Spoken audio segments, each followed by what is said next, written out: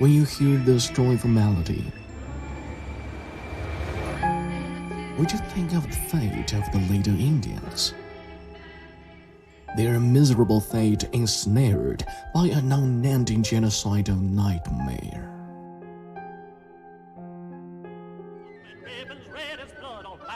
With the founding of the United States of America in 1776, violence against American Indians escalated into mass atrocities.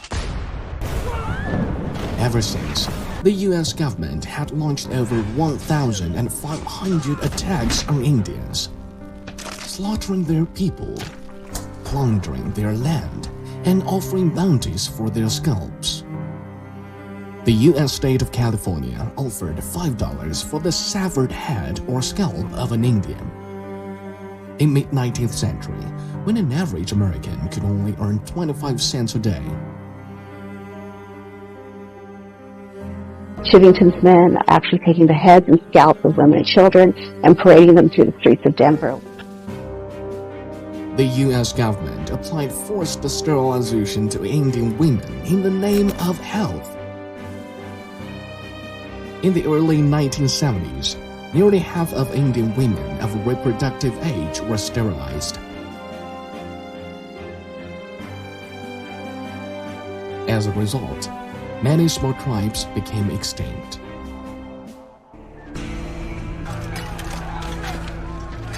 Mass atrocities led by the U.S. government spelled doom for the native civilization. In 1492, there had been 5 million Native Americans. By 1900, only 237,000 were left.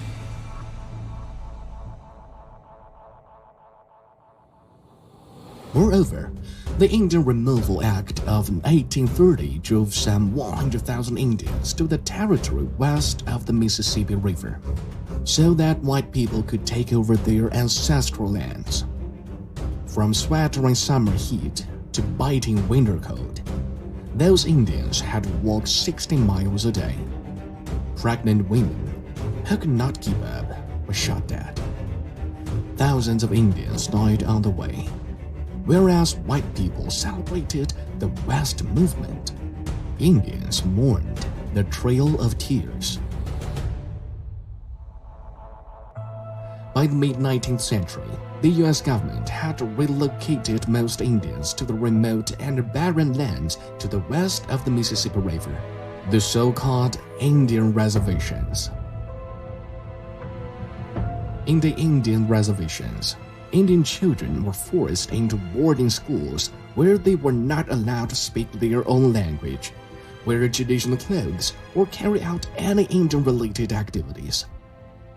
Hungry, diseased, and abused, many children lived and died in misery.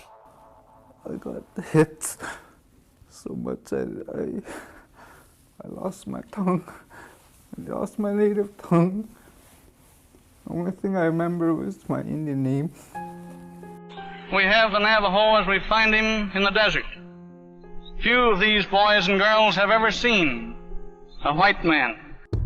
A total of 367 such boarding schools were recorded in U.S. history. By 1925, more than 60,000 Indian students had been sent to these so-called schools. The federal government also launched the Indian Adoption Project. Numerous Native American children were taken away from their parents and given to white families through forced adoption. They took us away from our mom. They came marching right in and literally took us and thousands of other children from their home. Locked in remote territories lacking water, resources, and infrastructure, these Indian reservations were not conditioned for economic growth and soon became some of the poorest parts of America. Did say we don't really have economic development. Here we have 2 stores, some communities don't have any.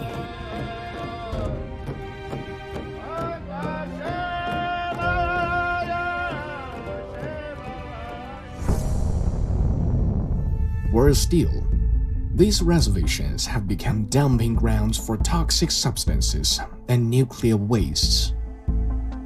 The US government conducted 928 nuclear tests in the lands of the Shoshone tribe. These tests generated some 620,000 tons of radioactive fallout, nearly 48 times that of the atomic bombing that devastated Japan's Hiroshima. In the Navajo Nation, the largest Indian reservation in the United States, 1 in 4 women and some of their babies have in them radioactive substance in high concentrations. As a result, the locals are under much higher risk of cancer, kidney, and cardiovascular diseases, as well as birth defects.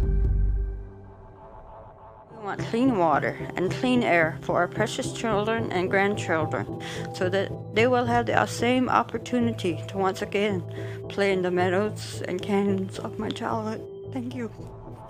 Massacres, forced relocation, and cultural suppression against American Indians by the United States constitute a de facto genocide. Foreign policy reported that U.S. crimes against Native Americans meet the definition of genocide in every sense under the international law. It's about time the United States give up its double standard in human rights and came clean with the world about its crimes. And designed for the Indian to fail, to be expendable, to be eliminated.